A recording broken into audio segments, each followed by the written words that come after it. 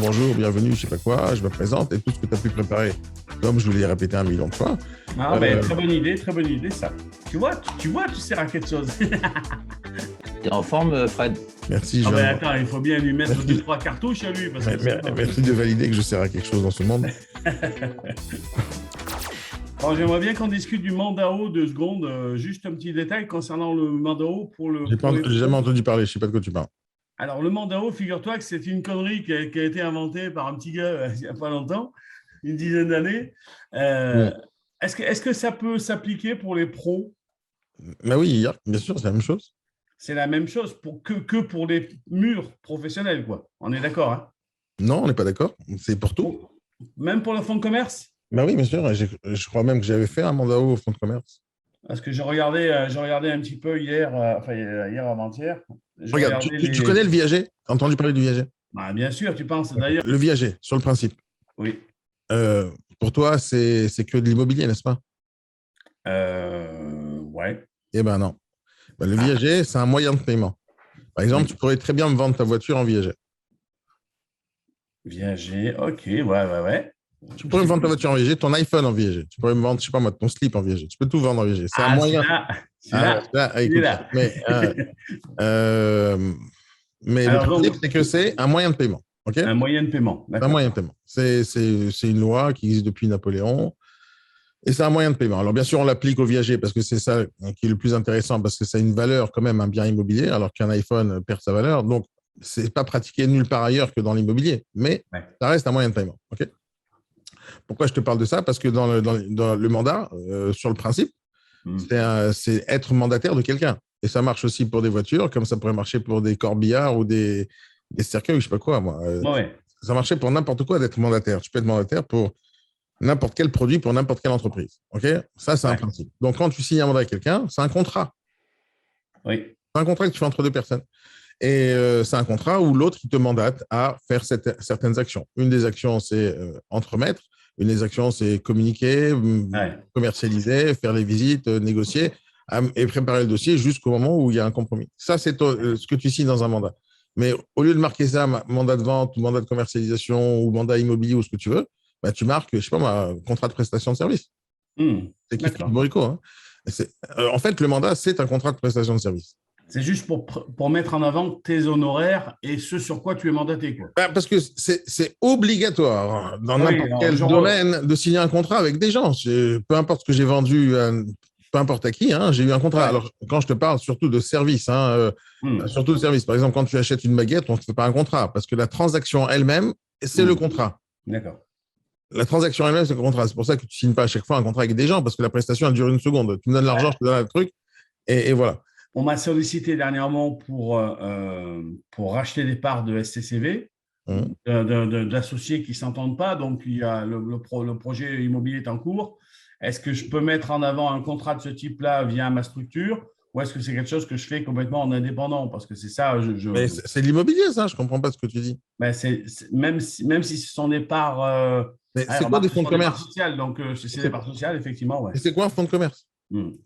Oui, non, mais tu as raison, effectivement. Même si c'est une SCCV telle quelle, c'est. Non, je suis d'accord. Non, tout ce que tu fais là comme transaction, c'est de l'immobilier. OK. On regarde bien ce qui a marqué sur la carte professionnelle de Sébastien, marqué transaction, immeuble et fonds de commerce. C'est clair, hein, donc tu as le droit de vendre tous ces trucs-là. D'accord. Au contraire, il faut le faire. Non, mais moi, c'est comme ça que je l'entends. Hein. De toute façon, bon. Mais donc pour finir, le mandat, moi, j'avais fait une version là, il y a longtemps parce qu'il n'y a personne qui travaille avec le fonds de commerce à part moi. Et voilà, j'ai une version fonds de commerce. Mais c'est quoi? C'est l'intitulé qui change. C'est la désignation du bien qui change. Il n'y a rien de spécial.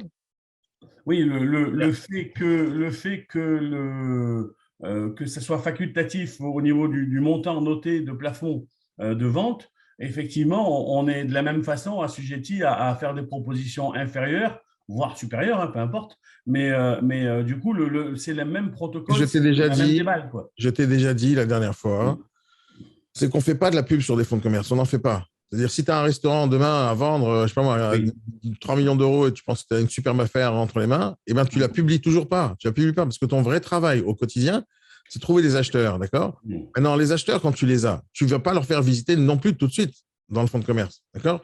dans le fonds de commerce, c'est très important de travailler avec des mandats de recherche. Très important, hein, parce que tu ne vas pas faire de publicité. Donc, quand tu vas faire la visite à quelqu'un, tu dois te protéger avant la visite. Une fois qu'il sait exactement il est où le local, tu as perdu complètement le contrôle. Donc, c'est mandat de recherche avec potentiellement une reconnaissance d'honoraires s'il y a vraiment quelque chose de sérieux derrière. D'accord. OK? Donc, en gros, tu ne mettras jamais les photos d'un restaurant que tu as en mandat. Laisse-moi finir la phrase. Tu ne mettras jamais la photo d'un restaurant que tu as en mandat. Mais qu'est-ce qui t'empêche de mettre un restaurant tout court? Oui, ça, c'est une petite nuance que je n'avais pas forcément bien appréhendée et je l'ai compris à l'écoute de la formation. Mais effectivement… C'est simple. Ton job à toi et à n'importe quel entrepreneur sur la planète, c'est de trouver des clients. D'accord? C'est ton job. Moi, je ne sais même pas comment on peut réfléchir autrement. Donc, c'est de trouver des clients. Donc, les clients, tu vas les trouver comment sur un fonds de commerce? Pour quelqu'un qui veut acheter un fonds de commerce. Mais comme on sait, dans notre équation, là, qu'on n'a pas le droit de diffuser le bien que tu as en mandat, alors ce n'est pas que tu n'as pas le droit, tu as le droit, hein, mais tu ne vas pas le faire parce qu'une fois que tu as montré la façade du restaurant, les gens, ils y vont direct. Hein. Ah oui, bien sûr. OK, les gens ne sont pas débiles, hein, ils ne vont pas t'appeler, passer par toi juste parce que tu as mis une annonce. Donc, tu sais que tu veux des clients, tu sais que ton audience, elle est sur Se Loger ou Le Bon Coin, parce qu'il n'y a pas besoin d'aller plus loin. Hein. Le Bon Coin, ça marche terrible. Se Loger, ça marche très bien aussi. Tu pourrais peut-être aller tester 1 ou 2 sites supplémentaires de fonds de commerce, mais en réalité, Le Bon Coin et Se Loger, c'est en général largement suffisant. Ouais. Alors, en réalité, non, parce qu'il y a un site qui est vraiment génial pour ça, c'est toutelafranchise.com. Ça, c'est un bon site qui marche très, très bien, qui coûte cher, mais ce qui marche très, très bien parce que là-bas, tu as plein de commerçants qui cherchent à ouvrir des boutiques et des fonds de commerce et racheter des franchises. Donc, ils s'inscrivent et tu as plein de contacts qui arrivent. Donc, sur le principe, comme tu sais que tu ne vas pas diffuser la façade du restaurant, oui, prends une photo d'un restaurant sur Internet. Va sur un site comme, par exemple… on a des photos types de restos qu'on met en avant. Ouais, tu mets en bas un texte marqué « Photo pour illustration uniquement », dossier complet sur demande par mail. Donc, je reviens… C'est compliqué. Tu comprends ça? Donc, oui, non, mais ça… C'est déjà fait. Ok, deux secondes. Laisse-moi te finir le truc. Laisse-moi te finir, comme ça, tu as tout le truc jusqu'au bout. Ouais. Donc, première chose, tu as un mandat, d'accord? Parce que pour générer du contact, ok? Moi, je te dis, tu n'as pas besoin d'aller chercher les mandats de vente de fonds de commerce parce qu'ils sont faciles à prendre. Mais rien ne t'empêche d'en prendre 4 ou 5, tu vois, pour juste faire de la pub. Exactement. Tu vois, juste pour faire la pub, pour que tu sois protégé, parce que tu n'as pas le droit de le faire sans ça. Mais ton job au quotidien, c'est pas de prendre des mandats. Tu as compris le truc. C'est d'avoir assez de mandats pour faire de la pub et après, tu tournes les annonces comme tu es en mandat haut. Donc, imagine que tu prennes un restaurant que tu as pris en mandat qui se vend à 300 000 balles. D'accord? Tu as signé un mandat haut dessus. OK, super. Tu promets au vendeur que tu diffuseras jamais les photos. Et même si lui ne te le demande pas, il faut le dire parce que ça le rassure. Les gens viendront, et tu lui rassures aussi, tu lui dis les gens viendront visiter uniquement quand ils ont signé un document d'exclusivité chez moi ou un mandat de recherche ou ce que tu veux pour les rassurer qu'ils ne vont pas faire de conneries, qu'ils ne vont pas diffuser quoi que ce soit. Donc, une fois que tu as signé ce mandat à 300 000 € sur mandat haut, qu'est-ce qui t'empêche de l'afficher demain à 310, à 320, à 330, 340, 350, 400, 500, 600, 700, 800, 900 ou 1 000 €, 1 million d'euros? Et donc, tu pioches, en faisant ce genre d'annonce, tu pioches tous les acheteurs du marché de restaurant qui ont des budgets différents. Tu comprends pas? Ah, mais tout à fait. C'est l'avantage du mandat haut, quoi. Mais c'est une arme fatale, ce truc. Vous ne pigez pas. C'est une arme. Non, mais je suis en train de travailler dessus. Alors, ne me dis pas que je ne pige pas. Mais… C'est une arme fatale. Donc, ça, c'est la première chose. Salut Conchita et ta voisine. Salut Roland. Qu'est-ce que je disais? Ouais, alors, tu as Se Loger avec des annonces et tu as Le Bon Coin aussi, parce que tu vas sur les deux sites, d'accord? Maintenant, tu peux aussi travailler sur Le Bon Coin en gratuit en tant que particulier qui vend son fonds de commerce.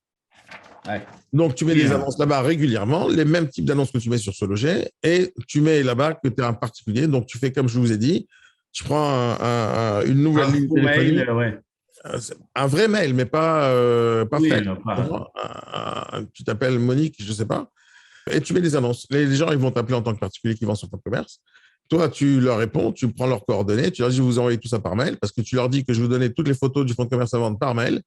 Et donc, ils vont t'envoyer un mail pour faire la demande, tu récupères leur mail, tu mets ça dans ta base de données, et quelques jours plus tard, dès que tu as un fonds de commerce à vendre, tu l'envoies en tant que Fred. C'est tout. Parce que quelqu'un qui recherche chez les particuliers, Moi, je pense que 99% du temps, ils vont chercher aussi chez les professionnels. Et ils ont dû s'inscrire quelque part. Et donc, par ce principe qu'on va leur mettre le doute qu'ils se sont inscrits sur ton annonce, à un moment donné, c'est tout, ça s'arrête là.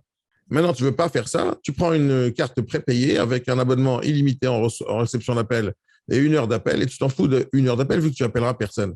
Tu vas que recevoir des appels. Et ça coûte 20 balles. Ça marche très bien, il ne faut pas se prendre la tête plus que ça, je t'assure. Ah ouais. Non, mais l'idée est très bonne. Donc ça, pour générer effectivement de l'acquéreur potentiel, en balançant des annonces qui sont la genèse de cette annonce, c'est un bien qu'on a déjà en portefeuille et qu'on dénote, enfin pas qu'on dénote, qu'on définit avec plusieurs prix de vente, quoi. Purement et simplement, quoi. D'accord. Non, tu mets plusieurs annonces.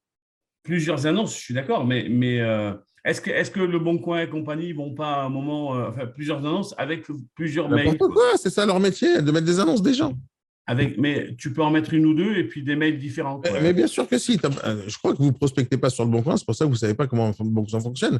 Mais aujourd'hui, si tu veux vendre ta voiture, ta maison, je ne sais pas moi, ton armoire que tu as démontée parce que tu déménages, j'en sais rien, tu as envie de la vendre, tu mets sur Le Bon Coin.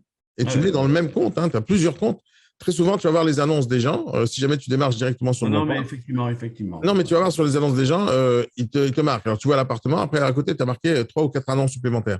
Tu cliques et tu vois que le mec, il vend son aspirateur. Tu as le droit, simplement. Je m'en sers souvent, je dis ça pour les copains parce qu'effectivement, c'est intéressant pour ceux qui n'ont pas repéré ça. C'est que sinon, des fois, il n'y a que des adresses mail, il n'y a pas de téléphone. Or, quand tu vas gratter dans les annonces où il vend son aspirateur, il a mis son téléphone là.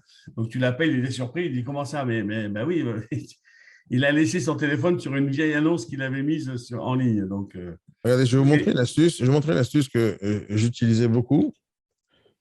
Je vais vous montrer un truc sympathique pour récupérer des coordonnées de gens. Je vais voir si ça marche toujours. OK.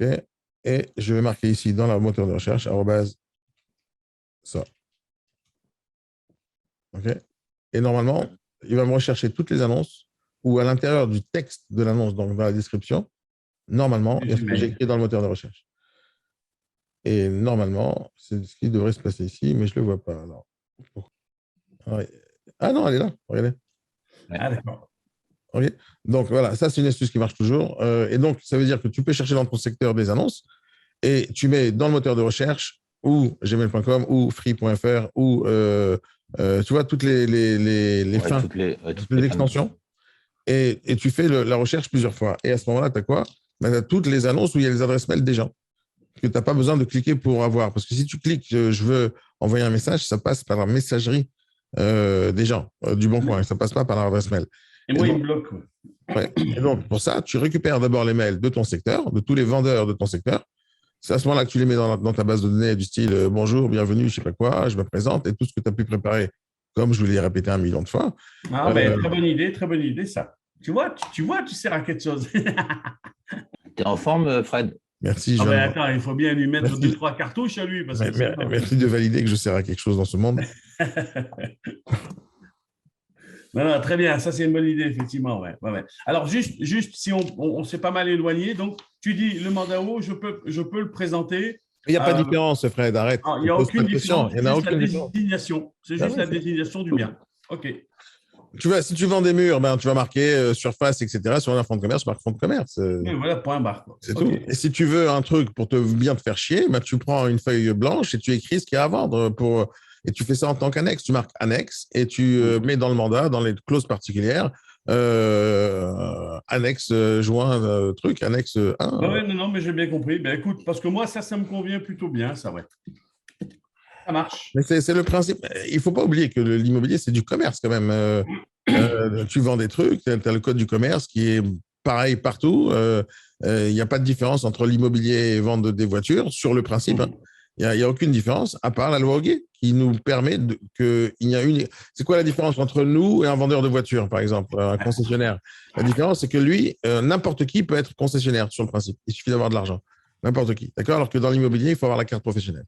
Donc, c'est un métier réglementé, ce qui nous oblige à faire certaines choses, avec des lois assez bizarres qui ne retombent pas sur les autres types de professions. Mais voilà, c'est un métier réglementé qui fait qu'il nous protège, que ceux qui ont la carte professionnelle peuvent le faire, ceux qui ne l'ont pas ne peuvent plus le faire. Voilà, c'est ça le principe. Voilà, c'est tout. Mais il n'y a pas de différence entre ça et un vendeur de voiture. Pas de différence. Et donc, c'est la même loi, Code du commerce. Et au-dessus du Code du commerce, il y a la loi Hoguet. Au-dessus de la loi Hoguet, il y a la loi Allure.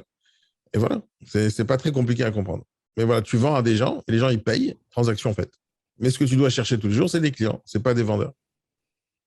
Parce que j'essaie de donner cette métaphore que pas tout le monde la comprend, parce que pas tout le monde est parti au casino, mais si quand tu vas au casino et tu dis je mise tout sur le 7, ok, tu as une chance sur 36, je crois, ou 39, je ne me rappelle plus combien il y a de numéros, une chance sur, c'est 39, une chance sur 39 d'avoir le 7 qui tombe. Mais c'est une chance sur plusieurs millions, je pense, que ça tombe sur toi.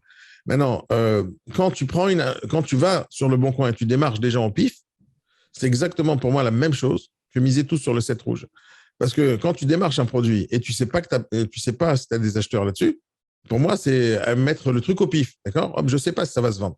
Mais maintenant, quand j'ai tous les acheteurs qui me disent écoute, je veux un 75 mètres carrés dans le 12e entre 300 000 et 340 000 euros, et j'en ai 250 comme ça, quand je vais aller prospecter, c'est comme si que sur le tapis du casino, il n'y a que des 7 rouges. D'accord. Parce que je sais exactement où ça va tomber. J'amène que des acheteurs qui veulent acheter ça. Il y en a au moins 1 sur 100 qui va aimer l'appart. Et s'il n'aime pas l'appart, il viendra en visite et je continuerai à discuter avec lui. Je lui propose autre chose. Tu comprends? Donc, moi, je démarche jamais, mais juste jamais, hein, des biens sans savoir si j'ai la sortie. Parce que ça ne sert à rien. Ah oui, non, mais je suis bien Quand je démarche, je suis capable de dire au gars, dans 10 jours, j'ai vendu votre truc. Pas besoin d'aller chercher plus loin. Il n'y a pas besoin qu'ils me disent, ouais, mais j'ai une agence qui ont déjà un mandat avec moi. Mais je m'en fous de votre mandat, madame. J'ai le client. OK? J'ai le client. Pas besoin d'aller chercher plus loin. Non, non, mais je veux mon client. Mais il est là, le mien. Vous en voulez combien? 250? Super, il achète. C'est pas très compliqué. Et de prendre des mandats et de faire une vente comme ça. C'est pas compliqué. Tu as 200 personnes qui t'ont dit oui. D'accord? Imaginons que tu as une base de données de 1000 acheteurs. Parce que mon principe, hein, et c'est ça qui va fonctionner quand vous allez comprendre qu'il n'y a que ça qui marche. C'est-à-dire que de se spécialiser dans le même type de bien toujours, même type de bien toujours, même type de bien. C'est-à-dire si tu as décidé de vendre des appartements en 45 mètres carrés, vends que ça. Alors quand je te dis 45 mètres carrés, ça sera entre 40 et 50 ou 35 et 60, tu vois, une tranche, mais un truc qui ressemble toujours, qui va être toujours dans les mêmes budgets, d'accord? C'est-à-dire que tu ne vas pas être éloigné, même si c'est un 35 mètres carrés, et que est à 200 000 euros et que le 40 est à 200 000 euros aussi, ça reste 200 000 balles.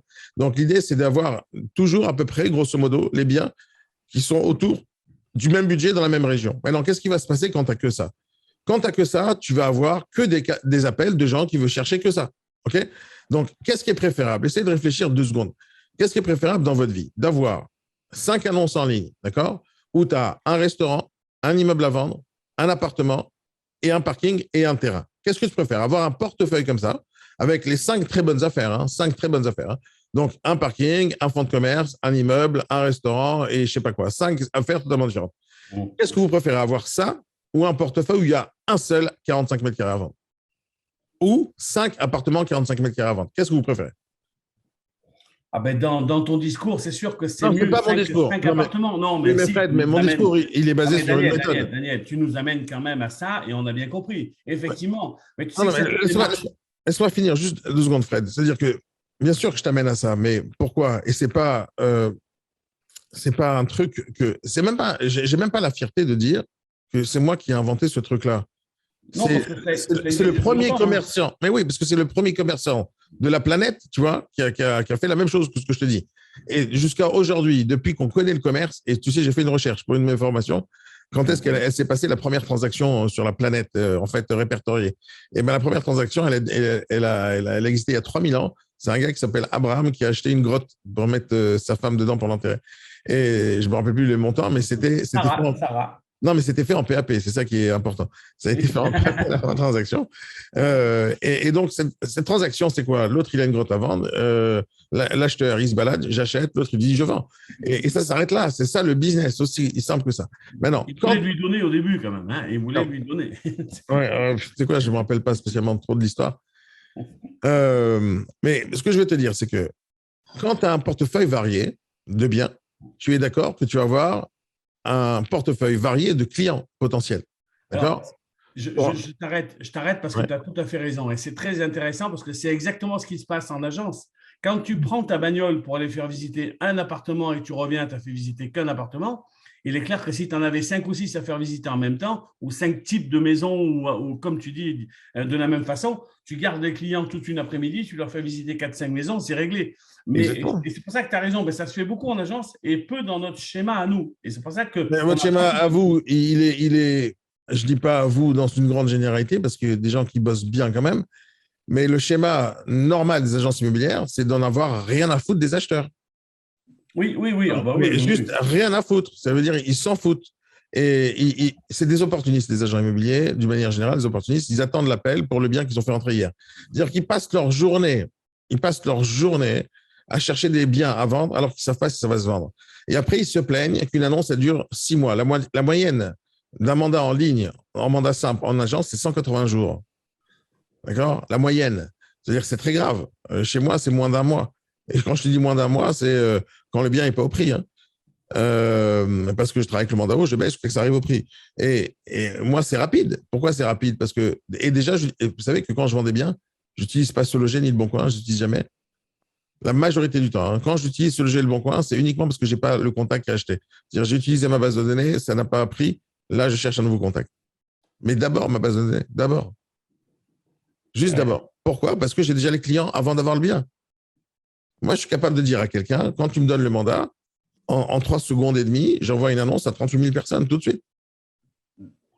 Les gens qui veulent vendre, ils veulent travailler avec des gens comme moi. On l'a bien compris. Les gens qui veulent pas. C'est tout. Les gens qui veulent pas vendre, ben, ils travaillent avec des agences. Parce que qu'est-ce que vous faites de plus? Mettez une annonce sur le Bon Coin? Faut pas déconner. Non, mais il faut pas déconner. Le travail, c'est de mettre une annonce sur le Bon Coin. Moi, ce que je vous dis, c'est mets les annonces sur le Bon Coin, mais en amont et tout le temps. Pas que quand tu as des mandats. D'accord? Tout le temps, chercher l'acquéreur. Donc, quand tu cherches l'acquéreur et que tu as toujours. Donc, on revient sur l'exemple tout à l'heure. Tu as 5 types de produits différents et d'un autre côté, les mêmes types de produits tout le temps les mêmes. Donc, d'un côté, tu auras un portefeuille varié, 10 appels pour un restaurant, 10 appels pour un fonds de commerce, 10 appels de ci, de ça, de ça. Et tu as 50 personnes, sauf ces 50 personnes variées. Ou de l'autre côté, tu as 50 appels pareils, mais tous pour des 45 mètres carrés. Tu es obligé de vendre. Tu es juste obligé de vendre. Ce n'est pas possible que tu ne vendes pas à la seconde où les gens ont vu l'annonce. C'est juste pas possible. Moi, je cherche à faire des ventes. Moi, je ne cherche pas à m'amuser, à dire hey, dans l'agence, je suis le meilleur, c'est moi qui ai pris le plus de mandats. Ah oui, ça, c'est de la branlette, ça, on s'en fout. Oui, mais c'est ça le pire. Je pense que les gens, les patrons d'agence ou les négociateurs sont motivés par le fait d'avoir un mandat en plus, 3 mandats. Tu sais pourquoi? Parce que le patron ou le manager pose toujours la question combien tu as de mandats? C'est la référence. Oui, c'est ce qu'on appelle un KPI, d'accord? Oui. Un KPI, d'accord? C'est l'indice qui te permet de juger si le négociateur est bon ou mauvais par rapport à la quantité de mandats. Mais pour moi, ça, c'est de la connerie. Je t'assure, c'est de la connerie. Je peux te raconter 1 million d'histoires, je vais t'en raconter 2, d'accord? De gens que j'ai rencontrés en entretien d'embauche qui, au final, ont bossé chez moi. Mais la première fois qu'ils sont venus chez moi, je leur dis, écoute, t'es un rigolo, laisse tomber. Donc, j'ai un premier négo qui arrive en rendez-vous avec moi. Il arrive, il avait la tchatch comme jamais. Pour moi, c'était un commercial de la mort. Il vendrait sa mère pour 3,50 € pour un Big Mac. Ce mec, c'est un ouf. Et j'ai vu que c'était un mec, un champion du monde en termes de tchatch, d'accord? Mais moi, j'aime pas la tchatch. Moi, j'aime pas les gens qui ont de la tchatch. Ça me saoule parce que je sais qu'ils sont là pour remplir le vide. Ils sont là pour t'embobiner. Moi, j'aime pas les tchatcheurs. Moi, j'aime les commerciaux, les négociateurs, les chefs d'entreprise. Non, j'aime pas les tchatcheurs. J'ai un débit de parole, mais je suis pas un tchatcheur. C'est pas la même chose. La définition de tchatcheur pour moi, c'est quelqu'un qui raconte beaucoup de choses, mais la majorité, c'est du mensonge, d'accord? L'idée, c'est embobiner. Donc oui, je parle, oui, je vends, oui, je convainc, ok, mais je suis pas un tchatcheur. Je sais de quoi je parle et je cherche pas à t'embobiner, d'accord? C'est parce que j'essaie toujours. Tu sais, la majorité des choses que je dis sont diffusées à un moment donné. Et s'il y a quelqu'un qui n'est pas d'accord avec moi, il va me le dire sur les réseaux sociaux tout de suite. Hein. Il va me traiter de truand ou je sais pas quoi. Donc, ce gars-là, il arrive, on discute. Moi, je trouve qu'il est pas mal parce que je dis, je peux faire quelque chose avec ce gars-là, ok? Parce qu'il parle bien, etc. Et à un moment donné, je lui dis, mais pourquoi je te prendrais? Parce que ça fait partie des questions que je pose à chaque fois que je fais un entretien d'embauche. Et pourquoi je te prendrais parmi tous les négociateurs qui cherchent à bosser chez moi? Et là, il me sort de sa mallette ou de je sais pas quoi, 2 gros classeurs énormes classeurs. Et donc, le premier, je me limite à prendre le premier. Et ce classeur, je l'ai encore. Et ça fait 10 ans que j'ai ce classeur dans mes cartons, quelque part dans ma cave. Parce que j'ai pris ce classeur, je l'ai regardé, et je crois qu'il avait 50 ou 70 mandats dans les mains. C'est juste un négociateur, hein, c'est pas un patron d'agence, c'est juste un négociateur. Il avait dans un classeur 50 ou 70 mandats et dans l'autre la même chose. Et moi, je dis, ah, c'est super, c'est génial. Alors, c'est tous les classeurs de l'année dernière ou des 10 ans? Ah non, c'est de ce mois-ci. Ah, je fous de ma gueule, tu as pris ces 70 mandats ce mois-ci. Ah ouais, donc moi, quand je viens chez toi, je vaux 70 mandats, non, en fait 140 parce que j'ai tout ça là. Il me dit donc, je veux que tu m'augmentes ma rémunération dès le premier jour. Moi, je dis, pas de problème. Dès que tu auras vendu la moitié. Et retourne chez toi, chez ta mère, et reviens quand tu auras vendu, parce que tes mandats, j'en ai rien à faire. Ça sert à rien. Et c'est ça le pire. Je lui ai pris son classeur, je dis non, je lui ai pris son classeur le jour où je l'ai embauché. C'est-à-dire que le premier truc, je me suis foutu de sa gueule, je dis, rentre chez ta mère. Parce qu'en fait, il vendait, mais tu sais, une vente, 2 ventes par mois. Mais sur la quantité de mandats qu'il avait, il y avait des tonnes de mandats qui étaient foireux, il y a des tonnes de mandats qui servaient à rien, il y a des tonnes de mandats où les gens ne veulent plus voir sa gueule parce qu'il a donné aucun résultat. Parce que tu peux pas gérer 140 mandats, c'est juste impossible. Déjà, regardez le temps que ça va prendre de mettre une seule annonce et de prospecter un mandat et répondre au téléphone et faire des visites. Et donc, imagine, tu as 140 visites sur 140 biens différents dans toute la ville. C'est impossible de gérer ça. Donc, en réalité, au final, quand tu travailles dans l'immobilier de manière sérieuse, tu vas voir que tu vas tourner toujours avec 5 bons mandats. Et c'est ça qui va te ramener le business. Et donc, lui, quand il était comme ça, je n'avais même pas besoin de lui poser la question combien de chiffre d'affaires il faisait. Je savais que peu importe le chiffre d'affaires qu'il faisait, il était en train de creuser la tombe de l'agence dans laquelle il bossait. Parce que son travail est mauvais. Et donc, j'ai laissé tomber. Je lui ai dit, si tu veux bosser chez moi, tu dois apprendre à jeter tous ces classeurs-là et tu vas juste en garder 5. Et il m'a dit, non, jamais de la vie, etc. Il se barre. D'accord. Quelques jours plus tard, il revient vers moi. Et il me dit, écoute, j'ai réfléchi, je pense que tu as raison. Je dis, d'accord, super bien. Il est revenu avec son classeur, j'ai pris son classeur et je l'ai gardé chez moi. Et je dis plus jamais ça. Juste fini, ça s'arrête là. Et là, je lui dis, la seule chose que tu as à faire, tu prends ce classeur maintenant, tu le mets à côté de toi tout le temps, tu en choisis 5. D'accord? Tu choisis 5 mandats. Et tu les appelles et tu les travailles. S'il y en a un des mandats où le vendeur n'est pas vendeur, il ne veut plus te répondre au téléphone, etc., tu prends le mandat, tu te jettes à la poubelle, ou tu envoies un mail en lui disant, je suis désolé, je dois résilier le mandat vu que vous n'êtes pas réactif. Et là, tu le remplaces par un autre que tu as dans le classeur. Et tu fais ça à chaque fois 5 par 5, 5 par 5. Là, je lui ai fait augmenter son chiffre d'affaires immédiatement parce que c'est pas un mauvais, sauf il perdait son temps sur de la merde. D'accord? J'ai eu la même chose avec une autre négociatrice qui est venue, qui travaillait à l'époque chez IAD. Elle voulait venir bosser chez moi. Elle me dit, écoute, monsieur l'agent, j'ai 120 mandats. OK, je dis, revenez quand vous en avez vendu. Parce que ça me sert à rien. Moi, j'ai la paperasse, j'en ai plein. À ce moment-là, je lui ai montré une armoire remplie de classeurs. Et ça, c'est des mandats. Donc, pourquoi vous voulez que j'en rajoute encore 120 supplémentaires? Et là, elle m'a dit, oui, mais je sais travailler. Je sais, oui, mais est-ce que tu as vendu? Non, pas encore. Je dois avoir encore un peu plus de mandats. Il faut que tu t'arrêtes là, parce qu'à un moment donné, il faut que je t'arrête. Et donc, elle n'a pas voulu m'écouter. Elle est revenue quelques semaines plus tard. Elle m'a dit, je comprends, je pense que tu as raison, etc. Elle est revenue. Et là, à ce moment-là, elle a commencé à bosser chez moi. Elle a bossé, elle m'a fait la même connerie. Elle a eu la même chose, le même réflexe, prendre des mandats, prendre des mandats. Je dis, écoute, ça ne sert à rien ce que tu fais, tu ne vendras pas. Et c'est à ce moment-là que je lui ai proposé autre chose. Je dis, vu que tu adores faire la prospection, fais-le pour d'autres négociateurs. Et c'est à ce moment-là qu'elle a fait et elle s'est épanouie là-bas. Et maintenant, elle est repartie après, elle a travaillé, elle s'est développée. Aujourd'hui, elle bosse bien, elle fait plein de trucs sur les réseaux sociaux. Mais en tout cas, à la base, ce que je veux te dire, c'est que la quantité de mandats ne sert à rien. Ce qui sert, c'est la quantité d'acheteurs qui recherchent tous la même chose. Moi, je vous conseille toujours de prendre cette même métaphore, le restaurant de sushi. Le restaurant de sushi, quand il vend des sushis, il sait pertinemment que tous les gens qui vont rentrer dans le restaurant vont demander des sushis. Il faut vraiment être con ou s'appeler Daniel, parce que Daniel adore faire des blagues lourdes, pour rentrer dans un restaurant japonais et commander deux pizzas. Donc, il faut être taré pour faire ça. Si tu rentres dans un restaurant de sushi, c'est pour manger des sushis. Aussi simple que ça. Et donc, quand tu as un restaurateur de sushis, il sait qu'il va perdre de l'argent en ne vendant pas des pizzas. Il le sait. Parce qu'il y a une pizzeria à côté qui vend de la pizza. Mais il s'est dit, il doit choisir. Il faut que je vende ou des sushis ou des pizzas. Et il a fait son choix, les sushis. Donc, il ne vendra jamais de pizza. Et donc, c'est la même chose pour toi. Quand tu vends des appartements de 45 mètres carrés et tu es toujours spécialiste de ça, hop, tu es un vendeur de sushis. Top, génial. Maintenant, il faut que tu aies toujours des trucs autour de ce que tu vends de manière principale. Donc, tu as les sushis, c'est la base. Mais après, tu as les California, tu as les trucs, je ne me rappelle même plus des noms, alors que j'adore tout ça. T'as quoi? T'as les Californiens, t'as quoi d'autre encore? T'as les sashimi, t'as tous les trucs.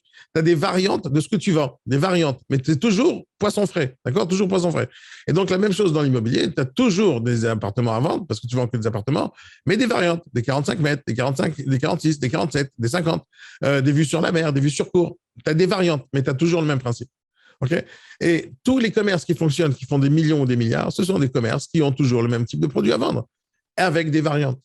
Donc, tu prends Apple, c'est toujours la même marque, toujours le même concept, toujours la même idée, toujours les mêmes prix chers, toujours le même design. La différence, c'est que c'est le prix qui va changer et c'est la nouveauté. Toujours, que ce soit. Ils ont deux trucs principalement, Apple. Ils ont des téléphones portables et des ordinateurs. C'est pas très compliqué. Le reste, c'est des accessoires. Donc, quand tu veux réussir dans n'importe quel domaine, il faut se spécialiser et dire au revoir au reste. C'est ceux qui veulent toucher tout le marché qui se plantent. Et c'est pas si bien que ça d'avoir tout le marché. C'est pas bon. Même si j'avais la possibilité d'être seul sur un domaine, c'est pas terriblement bon. Parce qu'à un moment donné, il y a un concurrent virulent qui va essayer de venir te battre. Et quand il y a plusieurs concurrents, c'est bien. C'est-à-dire qu'il y a de la demande. Et donc, il y aura du business pour tout le monde. Tu comprends, Fredo? Je comprends très, très bien. Et ça répond… non, mais tu as répondu dans les grandes lignes. Et pour les copains, je trouve que c'est très intéressant aussi. Donc, parfait. Parce que si tu veux vendre un fonds de commerce à un restaurant, d'accord, tu vas faire la même chose. Tu vas passer ton temps à chercher des acheteurs pour les restaurants, que ce soit sur les réseaux sociaux, sur les annonces, peu importe comment tu vas faire. Tu dis, salut les amis, si vous êtes commerçant, vous cherchez à vous développer, si vous êtes restaurateur, vous cherchez à vous développer un autre endroit ou développer une filiale ou une franchise ou vous voulez tout simplement vous installer, contactez-moi au 06 58 89 51 20. C'est tout. Tu fais une vidéo par type de produit, toujours dans la restauration, et là, tu vas faire de la communication.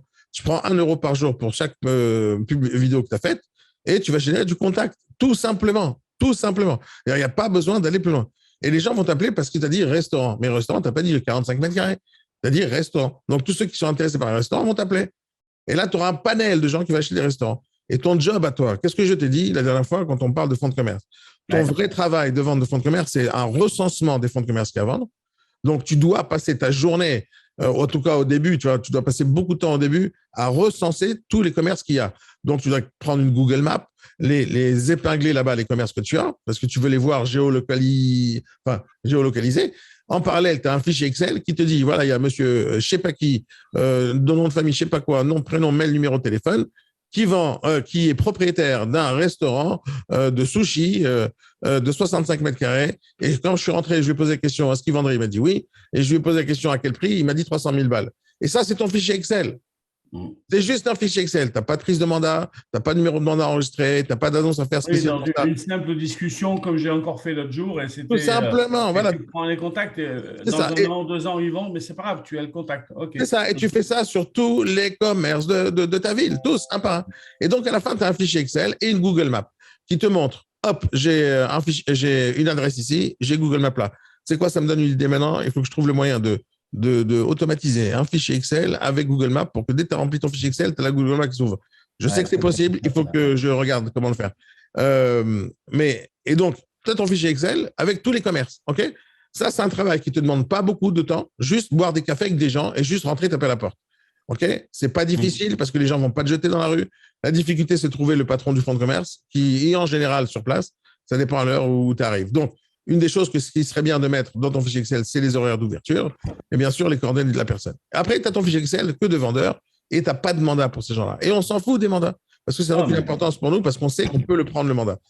Parce que c'est ça le principe, c'est d'être confiant sur ça, qu'on est capable de prendre le mandat le jour J. Et donc, ton travail au quotidien, c'est de trouver des acquéreurs. Donc, commercialiser, communiquer, faire de la pub, tout ce que tu veux, d'accord? Et l'essentiel, c'est de trouver des acheteurs. Les acheteurs, ils arrivent, ils t'appellent au téléphone ou ils s'inscrivent sur une newsletter. Ton job à toi maintenant, c'est de faire un appel pour chacun de ces commerçants qui t'ont contacté. Juste tous les jours, qui s'inscrivent sur une newsletter, qui s'inscrivent sur Facebook, qui te laissent un commentaire, peu importe. Ton job, c'est de les appeler un par un. Pas de signer des mandats avec eux, les appeler un par un. Et pour l'instant, tu fais que parler. Et donc, dans une journée normale, tu as une partie de la journée où tu vas faire ton recensement de commerce qui va durer un certain temps parce que la base de données que tu vas avoir aujourd'hui, elle est actualisée, mais dans 6 mois, tu as au moins 1 ou 2 fonds de commerce qui a disparu. Et donc, il faudra tous les jours réajuster. Mais la base, tu l'auras faite. Donc, au début, ça va te prendre 2 à 4 heures par jour. Dans 6 mois, ça te prendra une demi-heure à chaque fois pour mettre à jour parce que tu vas te balader quand même sur place. Mais donc, l'idée, c'est que tu as d'un côté tous les fonds de commerce qui existent, d'accord? Et potentiellement les propriétaires des murs, parce que tu vas continuer à faire la recherche du propriétaire des murs à chaque fois, parce qu'on ne sait jamais, d'accord? Un fichier Excel parallèle, quoi. Oui et non, parce que tu peux faire… Non, pas du tout. Tu mets sur la ligne, tu coches la case propriétaire du fonds, propriétaire du mur. Et tu as un seul fichier Excel. Fred, tu mets 2 lignes. Tu mets le même produit, mais avec… OK. Sur la première ligne, celui qui a le fonds de commerce et l'autre, celui qui a les murs. Et tu les définis propriétaire de mur, tu les définis propriétaire fonds mur, et après tu fais des filtres. Maintenant, une fois que tu as ça, tu as un gars qui t'appelle, tu dis bonjour, monsieur Fred, j'ai vu votre annonce sur Instagram. Qu'est-ce que vous vendez? Parce que moi, je cherche un truc. Je dis, mais c'est pas important ce que je vends, madame. J'ai toute la ville dans mon portefeuille, donc c'est pas le problème. Qu'est-ce que vous cherchez exactement? Et c'est à ce moment-là que tu fais ta découverte client. Il va te dire, je recherche ça, mon budget ci. Alors d'abord, tu prends ses coordonnées ou tu vas le faire à un moment donné. Et tu dis, pas de problème, j'ai noté votre recherche. Je vous rappelle dans quelques jours et je vais vous trouver quelque chose. Et donc, tu regardes dans ta base de données et ça te prend 3 secondes. Moi, je te dis dans quelques jours, mais ça prend 3 secondes. Pourquoi dans quelques jours et pas tout de suite? Parce que imaginons que tu avais l'information tout de suite. Eh bien, c'est pas bien de la lui donner tout de suite. Parce que tu vas demander une grosse commission à un moment donné. Donc, il faut que tu lui montres que tu bosses quand même. Mais toi, tu as bossé en amont. Bien sûr, bien sûr. D'accord? Tu as bossé en amont. Donc, tu ne vas pas lui dire attendez 3 mois parce que c'est le temps que ça m'a pris de constituer ma base de données. Tu ne vas pas faire ça. D'accord? Donc, tu ne le fais pas. Donc, tu le fais un tout petit peu patienter pour qu'il comprenne que ça a pris du temps il y a un moment donné. D'accord? Bon, maintenant, qu'est-ce que tu fais? Le mec, il recherche un restaurant, budget 220 000 euros, ça c'est son budget max, dans une rue passante, etc. Toi, tu as noté déjà dans ton fichier Excel. Tu as fait tes catégories, rue passante, rue pas passante, emplacement numéro 1, emplacement numéro 2. Tu as marqué tous ces trucs-là. Tu fais un filtre et tu vois que tu en as 42 qui ressemblent à ça. Juste 42. Ah, mais c'est excellent. Et à ce moment-là, tu appelles le gars et tu vas rentrer dans les détails. Donc, monsieur, voilà, j'ai trouvé 42 produits qui ressembleraient à votre recherche.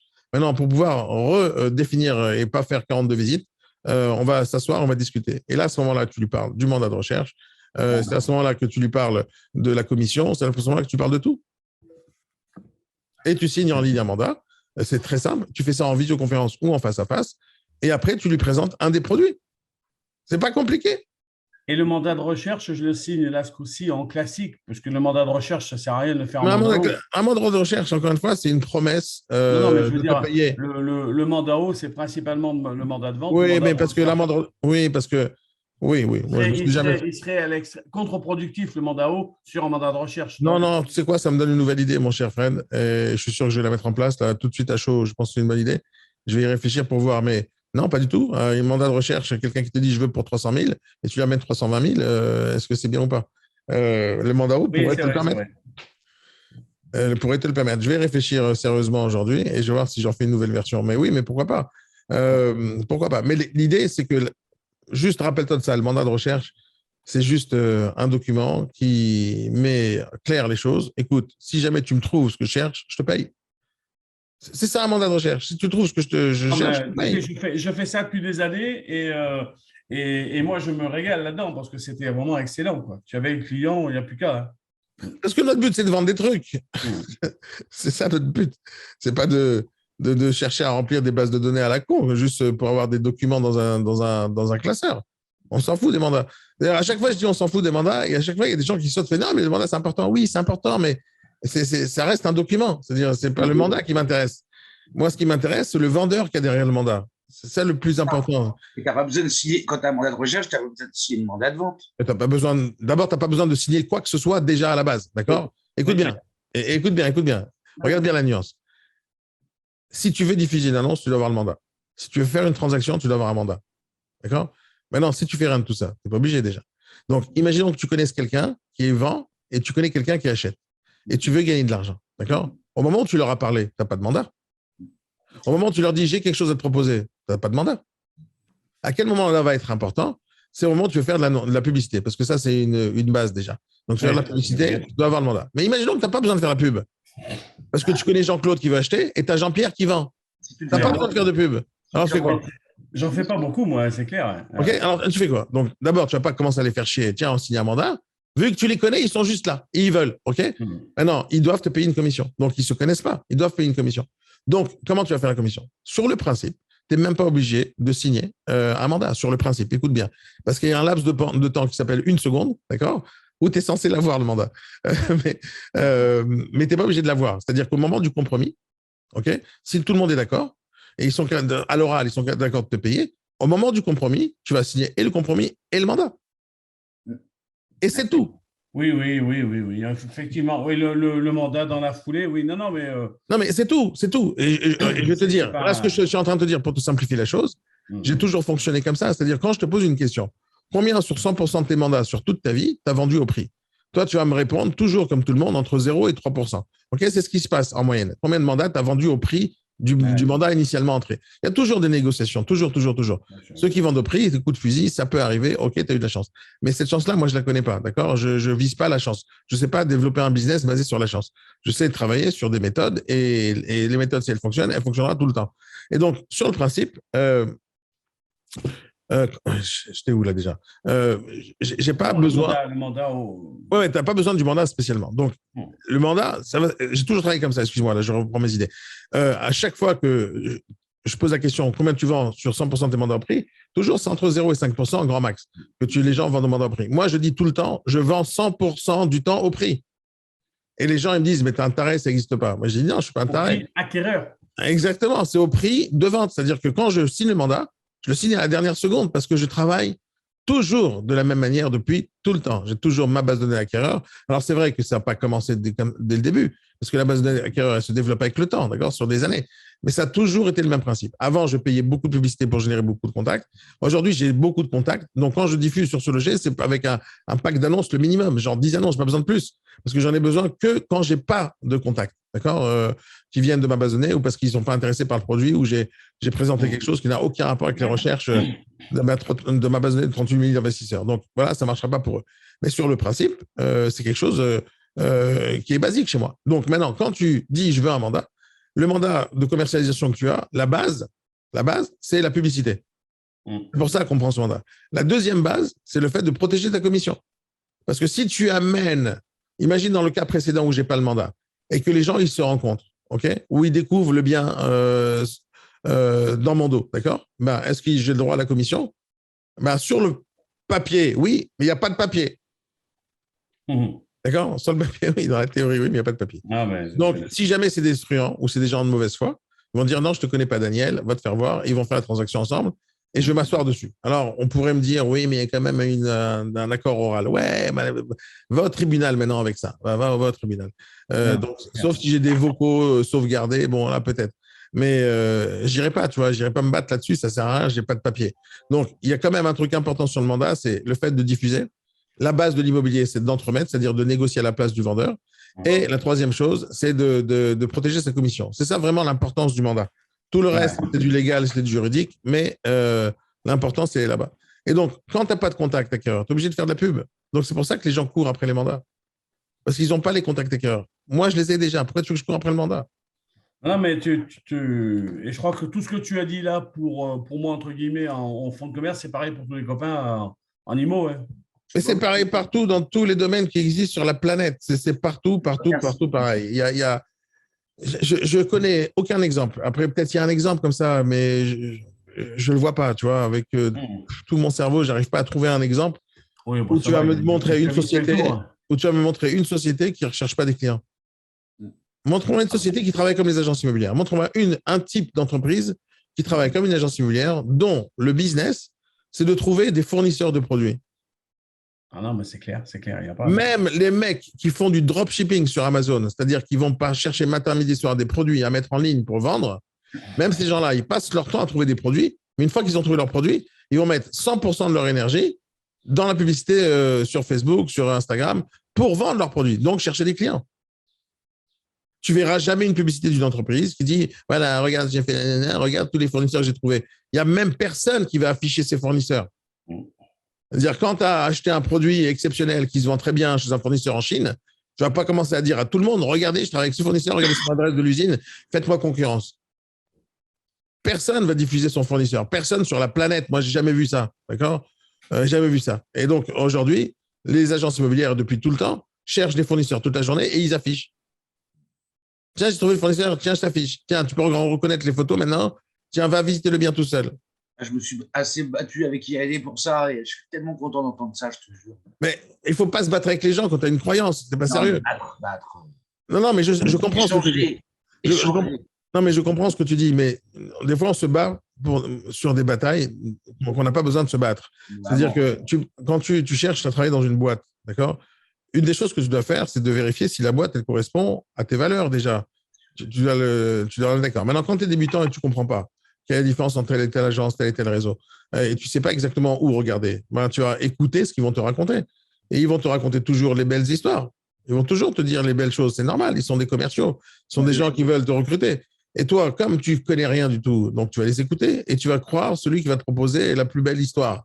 OK. Maintenant, quand tu es plus débutant et tu as fait quelques ventes déjà, une dizaine, vingtaine, trentaine de ventes, et tu as compris le rôle exact de la boîte dans laquelle tu bosses, et là, tu comprends que tu as des besoins parce que tu as écouté le mec ici, toi, tu as réfléchi autrement, tu as testé certaines choses, tu as expérimenté certaines choses, et tu dis, écoutez, ce que vous me dites de faire, ça ne me plaît plus, je fais autrement. Et ils te disent, non, je ne fais pas autrement. Mais toi, tu dis, si, je pense qu'il faut que je fasse ça. Et ils te disent, non, tu as un choix, hein. Tu te barres. Tu te barres, tu t'en vas. Et ça n'a rien de subir aucune lubie d'aucun patron, d'aucune boîte. Alors, tu suis un patron, quelqu'un, peu importe qui, hein, sur le principe, si tu cherches à travailler dans une boîte, tu cherches à travailler dans une boîte parce que les valeurs te correspondent, parce que le concept te correspond, parce que tu penses que tu peux faire avancer le schmilblick quelque part, parce que tu penses que tu peux aider les gens et tu penses que tu vas donner toute ton énergie dans cette boîte pour la faire se développer. Ça, c'est l'objectif quand tu cherches un job. Et c'est pour ça que tu vas être épanoui. Si tu travailles dans une boîte où les gens ils t'enferment dans un endroit, ils te disent c'est comme ça et c'est pas autrement, tu vas pas t'épanouir, donc à un moment donné, tu vas te barrer, d'accord? Et quand tu vas te barrer, c'est fini, il a perdu le salarié ou il a perdu un personnel de qualité. Et donc, l'idée, toujours, dans le travail, c'est de choisir, de faire des choix, surtout en tant qu'entrepreneur. Tu n'aimes pas quelque chose, arrête. Tu n'as pas assez de résultats, change le marketing. Tu ne gagnes pas assez d'argent, bosse plus. Tu n'as pas assez de vendeurs, démarche plus. C'est à toi de le faire, tout à toi de faire de A à Z. Juste tout de A à Z. Juste tout de A à Z. Tu sais, quand tu passes ton temps à écouter des conseils ou à écouter des formations ou à écouter des gens parler et tu ne passes pas à l'action, il n'y a rien qui se passe. Il n'y a juste rien qui se passe. Donc, le travail, c'est vraiment de faire des choses et de choisir son chemin. Si tu crois en quelque chose, tu y vas jusqu'à fond. Moi, je crois au Mandao depuis le premier jour, vu que je l'ai inventé, mais surtout parce que j'ai toujours travaillé comme ça. Je crois aux réseaux sociaux parce que ça me ramène des résultats. Et c'est pas une question de croyance. C'est même pas une question. Je sais pas pourquoi j'utilise ce truc comme si j'étais religieux. C'est pas une question de croyance. Et tu peux au début dire les réseaux sociaux ça marchera pas parce que tu n'y crois pas. Mais une fois que tu le fais, c'est plus des croyances. Une fois que tous mes clients, 99% d'entre eux sont venus grâce aux réseaux sociaux, à un moment donné, tu n'as plus besoin de réfléchir. Tu sais que c'est ça ton boulot. Et donc, une fois que tu es convaincu qu'il y a une méthode qui fonctionne, moi, j'utilise mes méthodes depuis tout le temps et elles ne sont pas figées toutes. Elles ont toutes été adaptées au fur et à mesure des années. Le principe de chercher un client, c'est un principe, d'accord? Ça ne changera jamais, ni dans ma tête, ni sur la planète. La question, c'est comment je l'ai cherché avant. Avant, je mettais des publicités sur les pages jaunes. Aujourd'hui, c'est sur Facebook. C'est tout. La différence, elle est le panneau d'affichage et comment attirer les gens. Et la technique, le content marketing, enfin, tous les trucs qui existent aujourd'hui, qui n'existaient pas à l'époque pour avoir le même objectif, chercher le client. Donc, la base de tout le travail, de toute entreprise, c'est chercher le client. Le comment ils vont faire ça, ça dépend de la cible, ça dépend du budget, ça dépend du style de l'entreprise, ça dépend de plein de trucs. Mais tout le monde doit rechercher un client. C'est tout. C'est vraiment la base d'absolument tout. Toutes les personnes, peu importe dans quel domaine, qui cherchent des fournisseurs et qui passent leur temps à faire ça, c'est des abrutis. Je sais pas dire autrement. Je comprends pas. Je ne comprends pas. C'est des gens qui réfléchissent pas. Ils réfléchissent pas. Moi, dès le premier jour de ma vie, enfin, ça a duré 6 mois. Hein. Quand je vous ai raconté à l'époque, j'avais comme objectif de faire entrer un mandat par jour par négociateur, et je l'ai atteint cet objectif. 700 mandats plus tard, on a fait 0 vente. 0 vente. 700 mandats plus tard. Et je dis, il y a un truc qui cloche. Ben oui, ce qui cloche, c'est que le mandat, ça ne sert à rien. Ce qui sert, c'est est-ce que le vendeur veut vendre?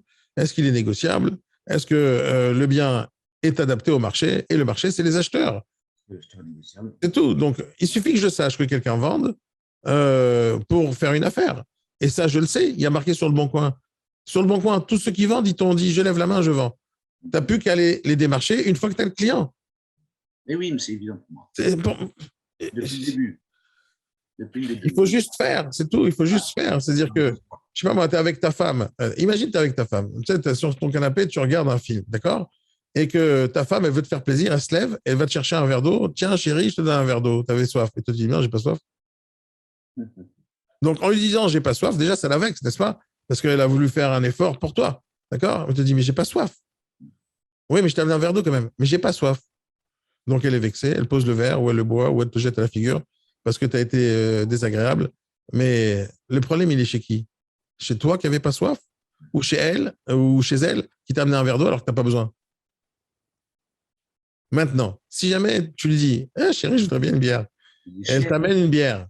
Bah, non, D'accord? T'es heureux, t'es verre au d'eau. top du monde. Un Maintenant, verre d'eau, bien mais sûr. je te donne un exemple qui est vraiment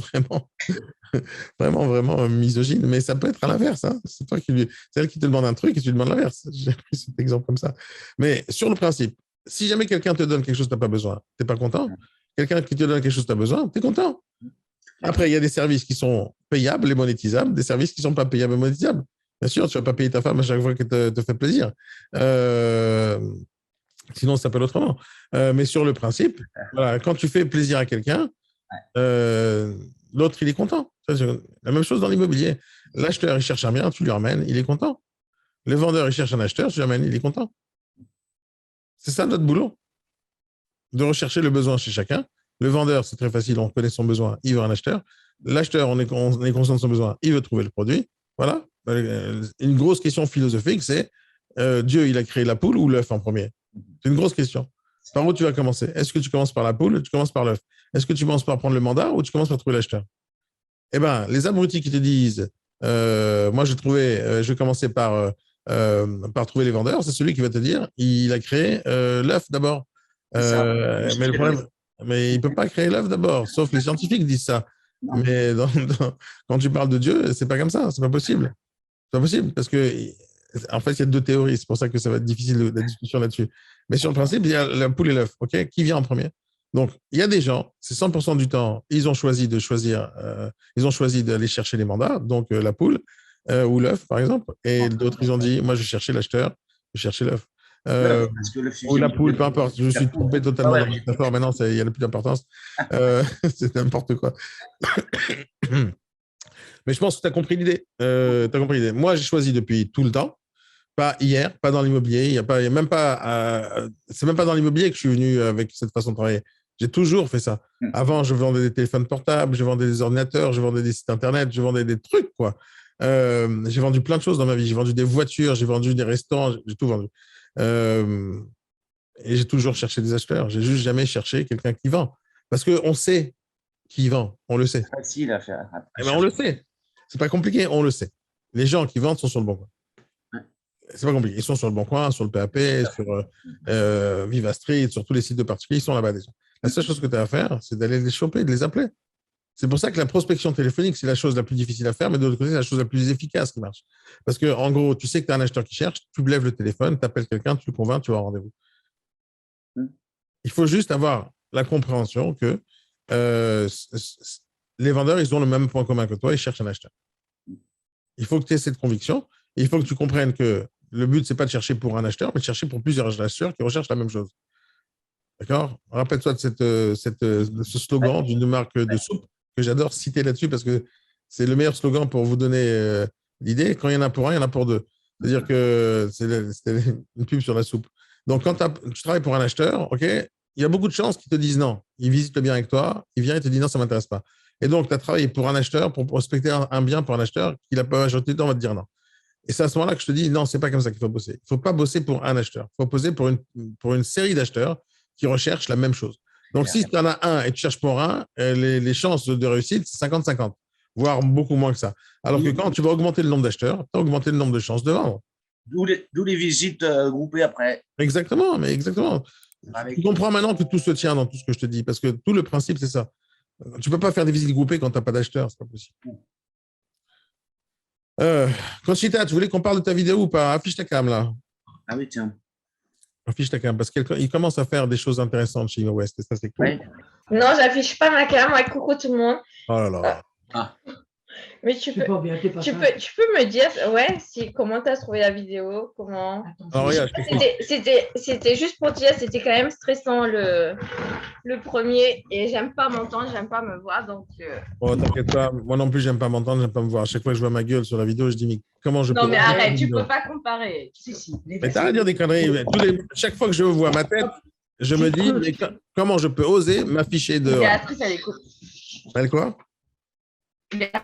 Avec toi. Oui, mais je la vois, tu sais, c'est ça la magie de la caméra, si je la vois. Ah oui, mais bien sûr. Allez, vas-y, je t'écoute. Ok, Oui, vas-y, vas-y. je t'écoute. Non, mais qu'est-ce que tu disais, toi? Non, mais si tu veux, je dois continuer. C'était la première, c'était l'extérieur. Mais l'intérieur de la maison, il n'y a rien à filmer, si tu veux, c'est le bordel. Et je ne sais pas comment faire pour la vidéo de l'intérieur. Ah, de l'intérieur? L'intérieur de la maison, si tu veux. Parce que Ouais. là, j'ai fait que l'extérieur. Ouais. Je suis en train de crier, je ne sais pas parce que je n'ai pas les écouteurs. Ok. D'abord, ces vidéos-là, il ne faut pas les mettre en public, d'accord? Ah bah tu vois, j'ai mis en public. J'ai Non, mais mis que sur mes réseaux. Attends, alors, je vais te faire un truc rapide résumé et tu vas prendre note, d'accord? Prends note, s'il te plaît. Tu as écouté depuis ce matin ce que je te dis, c'est qu'il faut chercher des acheteurs, ok? Yes. Maintenant, les acheteurs, eux, qu'est-ce qu'ils veulent savoir exactement quand tu mets l'annonce? Si le bien l'intéresse, quelle est la seule information qu'ils cherchent à avoir? Imaginons que les photos leur plaisent, le texte plaît, et les surfaces, le prix. Non, imaginons que tout plaît, d'accord? Quelle est la seule chose qui leur manque réellement? Vite, c'est facile. C'est la base de notre business, hein?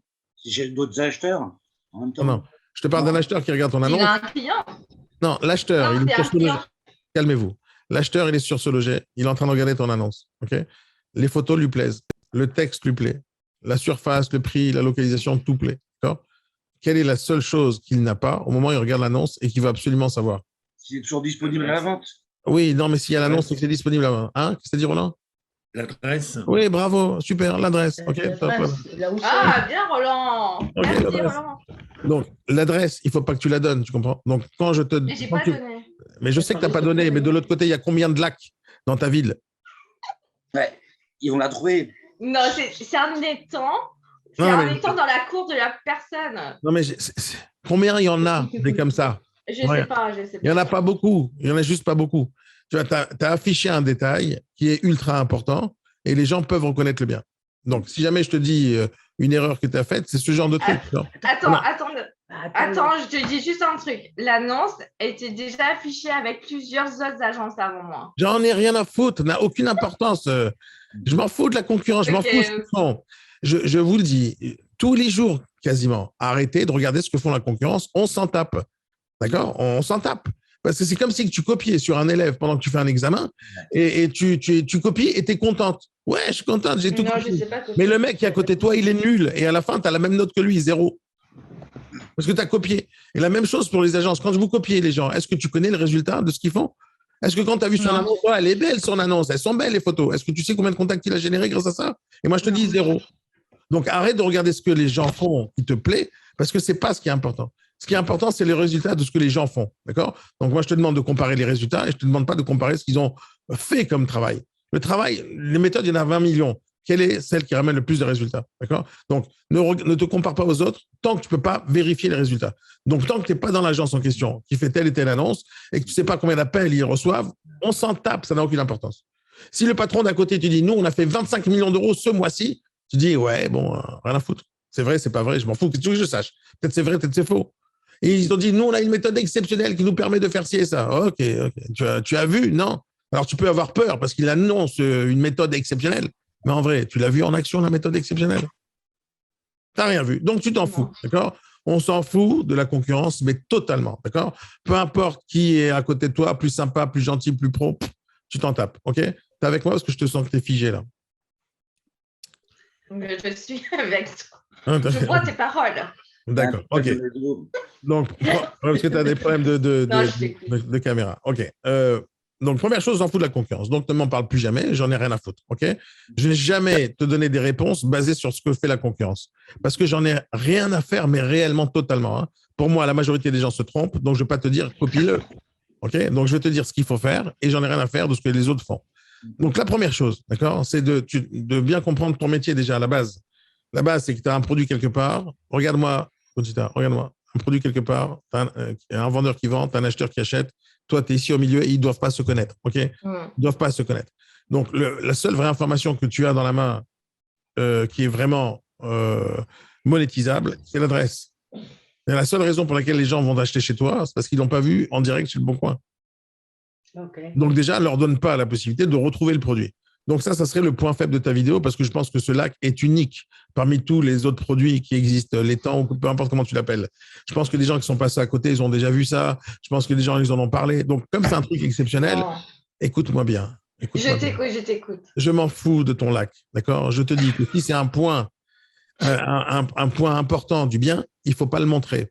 Pour plusieurs raisons. Pour plusieurs raisons. Un exemple que je donne tout le temps, parce que c'est celui qui est le plus flagrant dans ma vie, d'accord? Ça m'est arrivé peut-être qu'une fois à ce genre d'occasion. Il y a un négociateur qui démarche un produit à Paris, dans le 17e, je crois, dans un immeuble un peu dégueulasse. La cage d'escalier est dégueulasse, le secteur il n'est pas terrible. L'immeuble, il est moyen, mais quand on est monté à l'étage, c'était le 10e étage, on est monté dedans. Quand tu sors de l'ascenseur, tu es dans l'appart. Wow. Donc, je ne sais pas si tu imagines le truc. C'est au 10e étage, c'est au dernier étage, et c'est le seul appartement comme ça, d'accord, avec l'ascenseur qui donne dans l'appart, d'accord. Moi, quand je suis rentré pour faire la visite, parce que le mec, il n'arrivait pas à le vendre, d'accord, il n'arrivait pas à le vendre, et je dis, attends, on va visiter le bien, parce qu'il a fait rentrer le mandat, je ne veux pas faire visite de chaque bien qu'on a rentré dans mon agence, donc à un moment donné, il se plaint, je n'arrive pas à le vendre. Et j'étais dans le secteur, je dis, attends, je vais regarder, on va rentrer avec toi. Et là, je rentre dans l'appartement, et je monte dans l'ascenseur, et je sors directement dans l'appartement. Moi, il y a eu l'effet ce qu'on appelle l'effet coup de cœur. Okay, oh putain, j'ai craqué. D'accord. Maintenant, une des choses qui a empêché le négociateur de vendre, c'est ce principe-là, et c'est ça que j'ai changé chez lui dans l'annonce. Hein. C'était très simple. Je dis, j'ai vu son annonce, j'ai dit, il marque, attention, appartement exceptionnel, ascenseur donnant sur l'appartement. Il a écrit ça, d'accord. Et bien sûr, il a mis la photo de ça. Moi, je lui ai dit, mais t'es un taré, c'est pour ça que tu vends pas. Je lui ai dit, tu enlèves ça tout de suite, et tu dis rien. Tu vends ça comme si c'était un appart normal, juste un appart normal.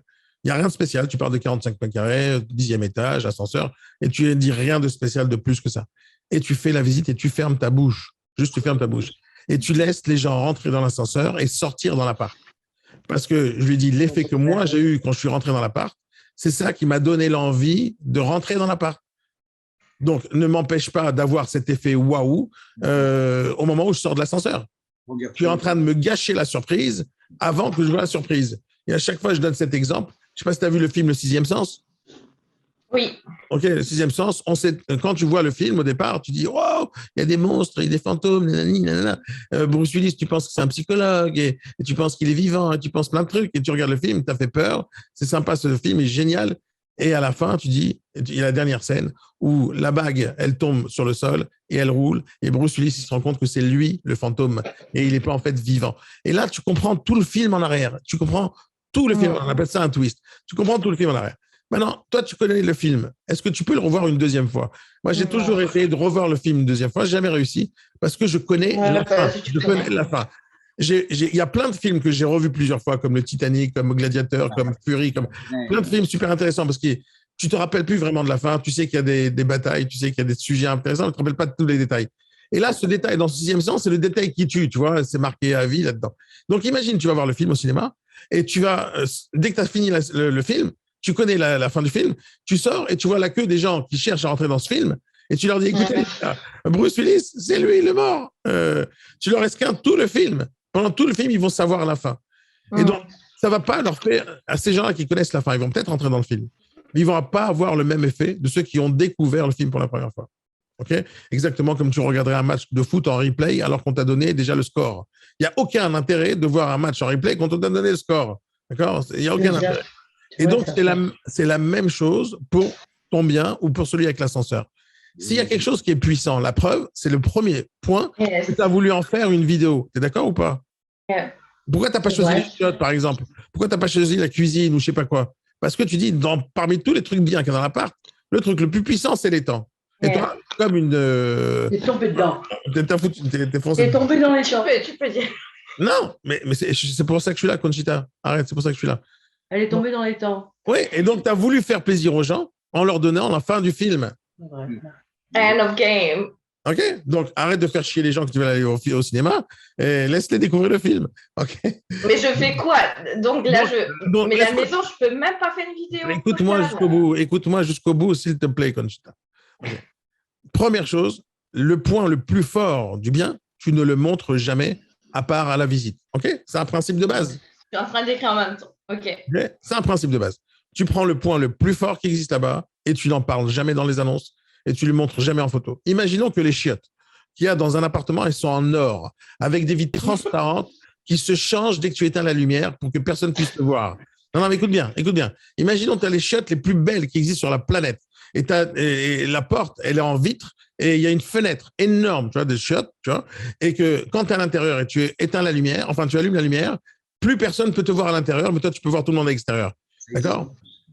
Tu vois, imagine ce truc-là. Ah oui, mais tu trouves un appartement pareil, avec des chiottes pareilles. Tu vois, il n'y a plus besoin de montrer les photos de l'appartement. Juste montre les chiottes. D'accord? Parce que les gens, ils vont être attirés par ça. Mais si jamais tu veux vendre, tu ne montres pas les chiottes. Parce que c'est pas beau de montrer des chiottes en vidéo. D'accord? C'est pas beau. Mais de l'autre côté, c'est spécial. Et ce truc spécial fait que les gens en parlent.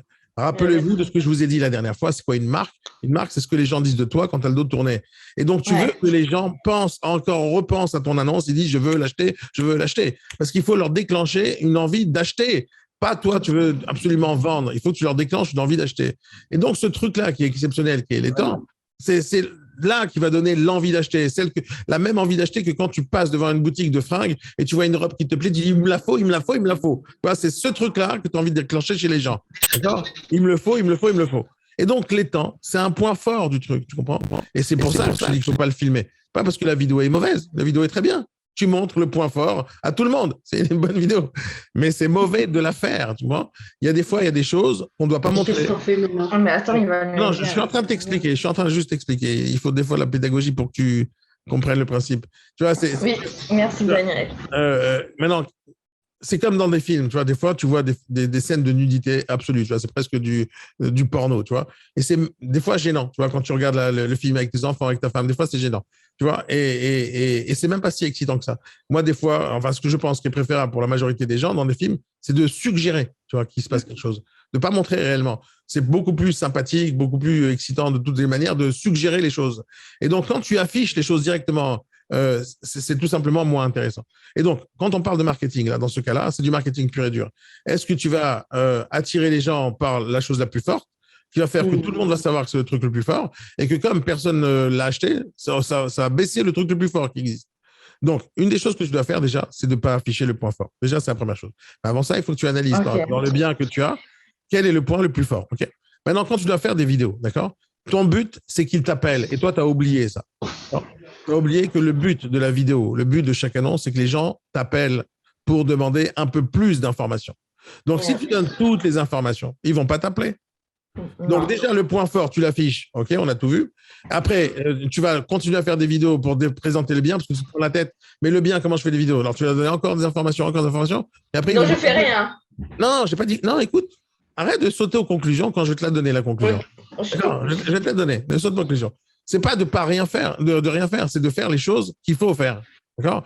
Il faut faire des choses, mais pas n'importe quoi. Donc, une des choses que tu dois juste te rappeler ce matin, c'est du marketing que tu fais. Et le marketing, c'est quoi? C'est quoi l'objectif? C'est de pousser les gens à vouloir ce que tu proposes. Pousser les gens à vouloir ce que tu proposes.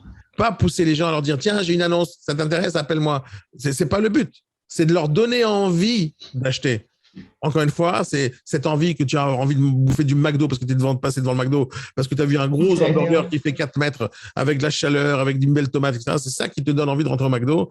C'est une belle, un beau mannequin dans une publicité c'est Jennifer Lopez qui a mis cette robe et toi, tu es passé devant une boutique, tu as vu Jennifer Lopez parce qu'ils t'ont mis une belle affichage et ils t'ont mis un soutif à Jennifer Lopez. Tu cours l'acheter, je le veux, je le veux, je le veux. Et cette envie d'acheter, tu vois, c'est pas que pour les femmes, parce que je te parle à toi, je parle que les anglophones, mais moi, c'est la même chose. Hein. Je vois un truc technologique nouveau qui vient de sortir, j'ai envie de l'acheter. C'est mon truc à moi. Tu vois, mais chacun a ses trucs. Tu vois, et cette envie d'acheter, celui qui est en train de vendre, il cherche à te provoquer cette envie d'acheter. D'accord? Les marketeurs, quand tu parles de McDo, il y a des marketeurs de ouf derrière. De ouf, hein, ils font tout vraiment pour te mettre dans un état d'esprit de faim et que tu veux bouffer tout ça. C'est pour ça qu'on bouffe de la merde tous les jours. On bouffe de la merde toujours. J'ai vu une émission la dernière fois avec Simès, là, où il te montrait les arnaques de la bouffe. J'adore le tarama, d'accord? Le tarama, c'est des œufs de poisson, d'accord? Normalement, sur le principe, du caviar. D'accord? Du caviar pour pauvres, hein? Mais bon, peu importe. Mais j'adore ce truc-là quand c'est à la base du poisson, d'accord? Maintenant, ils ont fait l'émission, ils sont partis chez un chimiste, et le chimiste, il a dit, ils lui ont demandé d'analyser le tarama qui se vendait à Franprix ou à Auchan. Ils ont analysé ce truc, ils ont dit, il y a 0 poisson. Il n'y a pas de poisson, il n'y a rien. C'est que de la. Et ils sont partis d'un chimiste qui a reproduit immédiatement du tarama. Ce qu'on mange, c'est de la daube. Toute la journée. Hein. J'ai appris dernièrement sur un documentaire que tout le miel qui existe en France n'est pas du vrai miel. J'ai appris ça dernièrement. Il n'y a pas de miel. On ne mange pas du miel. On mange du sucre. C'est de la pâte qui ressemble à du miel. Il n'y a pas. La majorité du miel qu'on mange, c'est du faux miel. On croit que c'est du miel parce que ça ressemble, ça a le goût, ça a l'aspect, mais c'est pas du miel. Et le vrai miel, c'est ceux qui sortent vraiment des ruches. Réellement, ça, tu peux acheter dans les campagnes, etc. Et ça, c'est le vrai miel. Le reste, c'est faux. Et donc, quand tu apprends que la majorité des choses que tu as en face de toi, comme les fringues, par exemple, tu t'habilles en Dolce Gabbana ou en Nike, il y a quelqu'un qui a réfléchi dans sa tête, là, qu'est-ce qu'il faut que je fasse pour que la personne ait envie d'acheter du Nike? Tu comprends? Quand tu McDo, il y a quelqu'un qui réfléchit, qu'est-ce que je dois leur afficher en premier pour que tu bouffes du McDo, Pizza Hut, pareil, etc. Toutes ces grosses boîtes, elles passent leur journée à réfléchir à qu'est-ce qui va te pousser à acheter le produit. D'accord? Toi, tu n'as pas cette boîte de marketing qui existe derrière toi avec des génies du marketing qui ont plein d'expérience, qui ont plein de budget. Tu n'as pas. D'accord? Tu as un autre gars qui s'appelle Daniel qui fait du marketing toute sa vie. D'accord? Qui est devenu un expert. Et moi, je te dis une chose. La seule chose que tu dois faire, ma chère Conchita, c'est de chercher à ce que les gens aient envie de t'appeler. D'accord? Donc maintenant, ça veut dire quoi? Ça veut dire de donner le moins d'informations possible et de créer le plus de mystère possible. Moins d'informations et plus de mystère. C'est-à-dire, si tu dis, je vous donne aucune information, devinez mon numéro de téléphone portable. Non, ça, c'est complètement con, tu comprends? Il faut quand même leur donner quelque chose. Mais il faut leur donner quelque chose qui est le bout de la pelote de laine. Tiens, prends le bout de la pelote de laine. Et ils doivent s'amuser avec le bout de la pelote de laine. Comme le chat, tu vois, comme un con, il joue avec le bout. OK, mais. Et toi, ton but, c'est que les gens jouent avec le bout de la pelote de laine, c'est-à-dire la première photo, la première vidéo que tu as vue, et ils veulent tirer. Mais quand ils tirent, il y a Conchita qui se retourne. Ah ouais, qui c'est qui m'a appelé? Ah, c'est vous? Bah, super. Et ils t'appellent. Maintenant, ce bout de pelote de laine, c'est quoi? C'est du teasing. D'accord? Pour répondre réellement, c'est du teasing. C'est-à-dire, j'ai pas un meilleur exemple que le striptease. D'accord? J'ai pas un meilleur exemple que ça.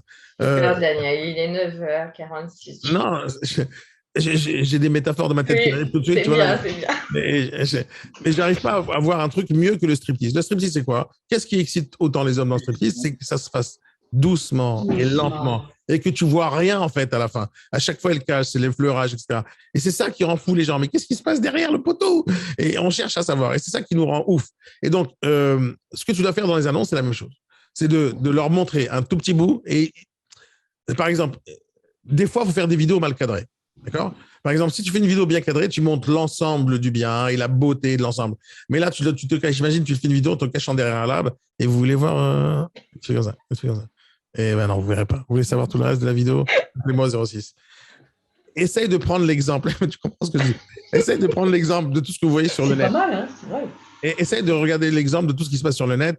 Et encore une fois, je suis désolé. Peut-être que ce matin, il n'y a que des images, trucs bizarres qui se passent dans ma tête, mais on regarde un nouveau truc qui cartonne dans le monde. On appelle ça OnlyFans. Okay? Donc, tu as des nanas qui se foutent à poil sur le net, mais ils ne se foutent pas vraiment à poil sur le net. Elles te font croire, d'accord? Parce qu'ils n'ont pas le droit de s'afficher vraiment à poil sur Instagram, sur Facebook, etc. Donc, elles te font croire, elles te montrent des petits trucs, elles se mettent en chemise de nuit ou elles se mettent un truc. Mais derrière, elles te disent, tu veux en savoir plus? Tu veux en voir plus?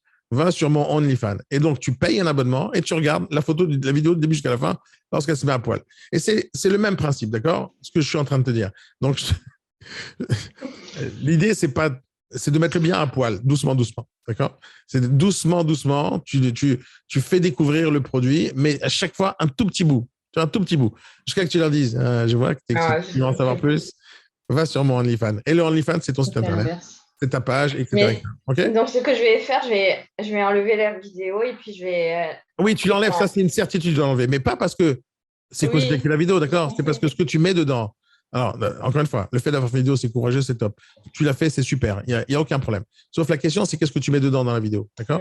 Qu'est-ce que tu mets dedans? Donc, le dedans, ça doit être du rêve, d'accord? Tu dois faire rêver les gens. C'est quoi faire rêver les gens? C'est pas les arnaquer et faire rêver. C'est-à-dire que tu sais, moi, par exemple, j'adore le cinéma. J'adore voir les films au cinéma. Mais ça fait des années que je n'ai pas lu un bouquin. Vraiment, c'est des années. Alors, je te parle de bouquins genre Le Seigneur des Anneaux, des trucs comme ça. Je lirai jamais ce genre de bouquins, je déteste la littérature. Je lis beaucoup de bouquins, par contre, sur des e-books, sur des trucs sur Amazon, mais des trucs qui m'apprennent des choses. J'aime pas lire les bouquins, tuer la littérature, etc. Par contre, je sais qu'il y a des millions de personnes qui lisent des bouquins de littérature tous les jours. Le Seigneur des Anneaux, Game of Thrones, tous ces trucs-là qui font des 25 tomes et 32 tomes. Et les gens, ils adorent les lire. Et à chaque fois que tu poses la question aux gens qui lisent, ils te disent, ça me permet d'imaginer. Et les gens, ils s'imaginent la scène. Et je sais, moi j'ai lu des livres quand même, des trucs comme ça, j'ai essayé quand j'étais à l'école. Mais c'est vrai que quand je lisais des bouquins, un des livres que j'adorais, enfin un des bouquins que j'adorais lire à l'époque, quand j'étais jeune, parce qu'à l'époque je travaillais pas, donc aujourd'hui j'ai remplacé les livres littéraires à des trucs professionnels. Mais à l'époque j'ai adoré Alfred Hitchcock. Et Alfred Hitchcock, quand je lisais le bouquin, mais je flippais plus que dans le film. Et j'étais jeune, je devais avoir 13, 14, 15 ans, mais je flippais la nuit quand je lisais mon Alfred Hitchcock. Parce que je m'imaginais les scènes dans ma tête. Vraiment, vraiment, vraiment. Et je sais que l'imagination, elle est plus puissante. Mon imagination, elle est très puissante. Et donc, à chaque fois que je pense à quelque chose, ça devient vraiment, vraiment extrême, toutes mes pensées. Et donc, c'est vraiment chiant de penser à tous ces trucs-là. Maintenant, quand tu travailles quand tu lis un texte, toute ton imagination se met en train de bouger. Tu imagines les voix des acteurs, tu imagines le chant des sirènes quand la personne te dit, ouais, on entendait le chant des sirènes, nanana, qui ressemblait à la voix d'une hirondelle. Quand tu te fais ce genre de métaphore, tu es en train de réfléchir à la métaphore, tu es en train d'y penser, donc tu imagines. Et ton état d'esprit vagabonde comme ça dans les airs. Quand tu es dans un film, on t'a donné exactement ce que tu dois bouffer. Tiens, ça c'est l'image, ça c'est Tom Cruise, ça c'est le bruit des oiseaux. Voilà, t'as pas besoin d'imaginer quoi que ce soit. Donc, disons que le cinéma, c'est pour ceux qui n'ont pas vraiment d'imagination, qui sont pas capables de s'imaginer des trucs. Mais voilà, l'idée c'est quand tu vois du texte et tu lis le texte, tu t'imprègnes, tu imagines des choses. Comme je te pousse à faire des vidéos, d'accord ? Il faut que tu imagines que tu fais une vidéo comme si tu écrivais un texte. Donc, tu vas essayer de leur faire imaginer le plus de choses possible. D'accord ? C'est-à-dire, tu leur donnes un petit bout et tu leur fais imaginer le reste. Tu leur donnes un petit bout et tu leur fais imaginer le reste. Je te donne un exemple. Imagine, tu vas sur une terrasse, tu as un appartement à vendre et tu as une terrasse. D'accord ?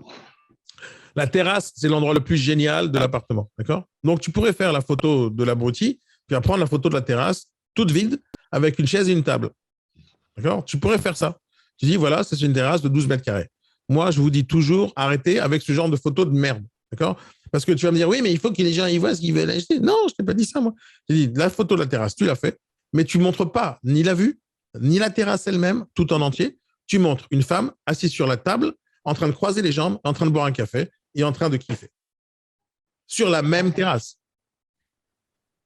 Et les gens, ils veulent savoir pourquoi elle kiffe autant.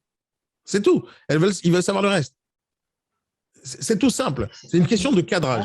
Juste une question de cadrage. Et je t'assure, c'est une question de créativité. C'est tout. Et donc, quand tu mets la photo comme ça, les gens se disent, mais c'est la vraie terrasse, c'est pas la vraie terrasse. Est-ce que c'est elle kiffe? Donc, la majorité des gens qui font des photos sur ce logis, ils font des photos tristes. Ils font des photos mal éclairées, avec personne dedans. Personne dedans dans les photos. Maintenant, imagine ce logis, il t'enlève ces putains de photos. Dis, je ne vais pas à des êtres humains. Imaginons qu'il le fasse. Fais-le sur ton site, sur ton compte Instagram, où tu veux. Il faut laisser les gens être curieux. C'est ça qui va les pousser à t'appeler. Si les gens ne sont pas curieux, ils ne t'appellent pas. Ok. Donc, la créativité, par exemple, c'est de commencer la vidéo. Prends la même vidéo, d'accord ?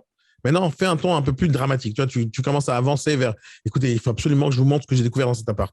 Et tu commences à avancer, mais on ne voit pas encore les temps. Il faut absolument que je vous montre, on voit ta tête, et tu avances vers le truc. Il faut absolument que je vous montre, parce que j'ai découvert ce truc hier. Et tu vois, tu le fais avec un ton dramatique. Et là, d'un coup, tu fais quoi ? Attendez, on m'appelle. Je vous en parle demain. Et tu raccroches. C'est tout. Bon, t'as pigé? Ouais, mais c'est hyper stressant déjà de faire. C'est hyper stressant. Joue avec le cerveau des gens. C'est tout. Ça va t'amuser à la fin. Ça va t'amuser. Tu vas voir les réactions des gens. Ils deviennent fous de ça. Ils deviennent fous de ça. Essaye. D'abord, essaye déjà. Essaye. Amuse-toi. C'est juste de la vidéo. Et c'est juste du business. D'accord ? Donc, je ne suis pas obligée de faire une vidéo à l'intérieur de la maison. Mais non, mais. Ça sert à rien. Mais je ferai aucune vidéo de l'intérieur ni de l'extérieur, de rien du tout. Je leur montrerai la poignée de la porte et je leur montrerai pas la porte. Je leur montrerai la porte qui s'ouvre. Vous voyez, il n'y a aucun grincement. Je leur montrerai mes pieds. Je leur montrerai mes pieds qui marchent sur le sol en train de faire craquer les lattes, mais je ne montrerai pas l'appartement tout entier. Est-ce que je peux t'envoyer mon annonce? Regarde, je te donne un autre exemple. Je te conseille d'aller voir ce film et de voir ce film 2 fois, d'accord? Parce que l'expérience, je l'ai vécue moi-même en voyant ce film 2 fois, d'accord? Il y a un film qui s'appelle The Grudge. Je ne sais pas si tu l'as vu, ce film-là. C'est un film, il y a, je crois, 10 ans, 15 ans, je ne sais pas.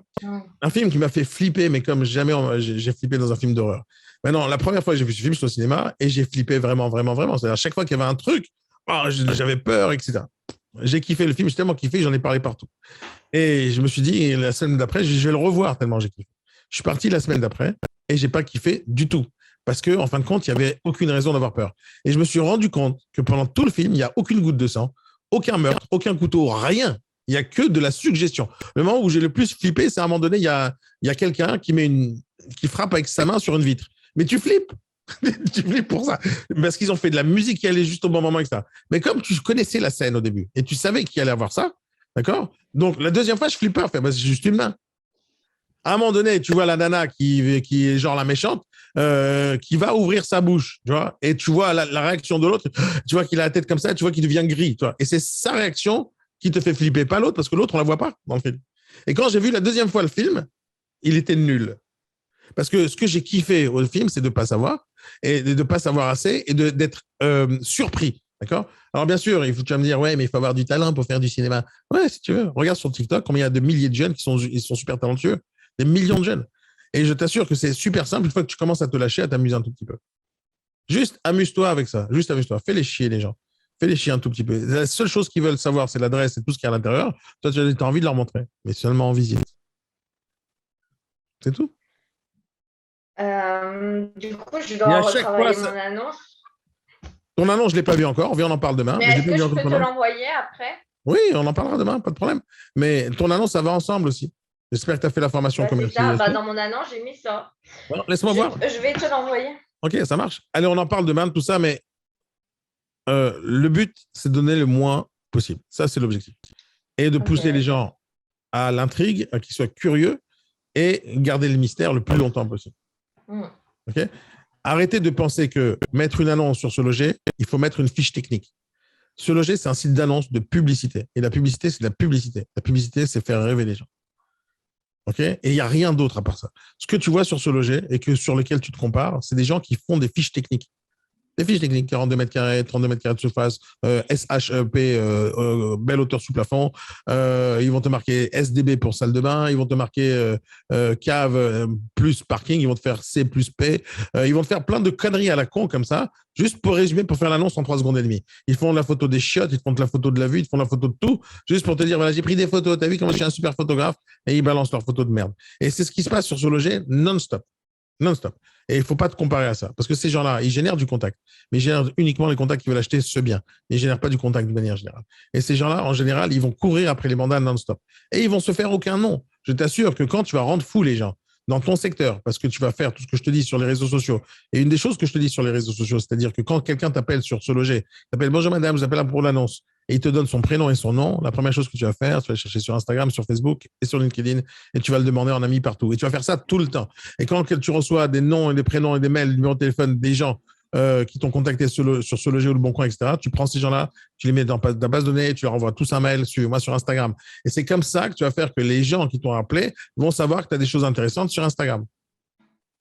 Okay, et toute la journée, tu vas chercher à faire ça. Et ces gens-là, même s'ils ne vont rien acheter chez toi, ils vont kiffer tes vidéos. Tu comprends? Et ils vont en parler. Et c'est ça le job de ce que tu as à faire. Hier, j'ai vu sur un post Facebook, sur le groupe Immobilier Notre Métier, et je vais en faire une vidéo d'ailleurs de ce post, où il y a quelqu'un qui fait une copie d'écran d'une annonce sur Le Bon Coin, où il y a quelqu'un qui a marqué quelque chose de vraiment spécial à la place de marquer agent s'abstenir. Et donc, il a fait une copie d'écran et il la met sur le groupe Immobilier Notre Métier. OK? Le fait qu'il ait vu une annonce qui l'a choqué le pousse à le mettre sur un groupe et en parler. Et c'est ce que je veux qu'il se passe avec vos annonces. C'est ce que je veux qu'il se passe avec vos têtes, avec votre façon de travailler. C'est que les gens se disent, vous êtes différents des autres. C'est ça qui va faire que les gens t'appelleront. C'est pas le fait que tu as pris 25 mandats. C'est le fait que tu as donné envie à plein de gens de vouloir t'appeler. Que ce soit pour un projet immobilier, pour de l'investissement, pour n'importe quel service, ou pour juste voir des vidéos sympathiques où il y a quelqu'un qui s'amuse à faire son métier. Tu comprends? Par exemple, une des choses que tu pourrais t'amuser à faire, si tu prends une photo très mal cadrée, tu leur dis, à votre avis, je suis où? Celui qui devine, il reçoit un cookies. J'en sais rien. Moi, je l'ai fait, ça. Ouais. Maintenant, il faut le faire régulièrement pour s'amuser avec les gens. Prenez ça comme un jeu plutôt comme quelque chose de super ultra sérieux. Prenez ça comme un jeu. C'est un jeu. OK? Les amis, j'espère que ça vous a plu. Et on se voit demain, on parle tout à l'heure. Envoie-moi le lien, s'il te plaît. Ouais, je t'envoie le lien. Merci, ça marche. Merci, Daniel. Passez une bonne journée, amis. Amusez-vous. Bye bye. Bye. Salut, Roland. Salut, Manuel. Salut, tout le monde. Alors, cette vidéo t'a plu? C'est quoi faire maintenant? Tu likes la vidéo, tu t'abonnes à la chaîne et tu partages. C'est pas compliqué. Allez, à plus.